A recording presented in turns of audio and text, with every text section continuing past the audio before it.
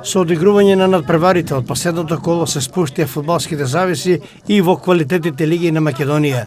Младите погони на Брегалница на крајот на сезоната ги избришаа своите врсници од Струмичка Беласица и на некој начин се осветија за елиминирањето на сениорите на Брегалница од борбата за бараж.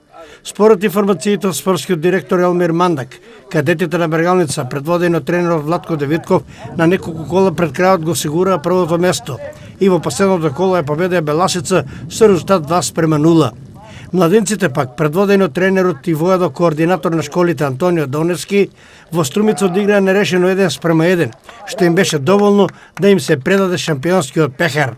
Во врвот на табелата се и помладите пионери, предводени од тренерот Венцо Зафиров, како и пионерите под раководство на тренерот Александар Берков, кој на крајот ги победија своите врсници од Беласица со резултат 5:0, односно 4:0. Според вкупниот коефициент на освоени бодови, сите 4 екипи на Брегалница, помлади пионери, кадети и младинци, од десен веќе се надпреваруваат во квалитетните лиги на Македонија.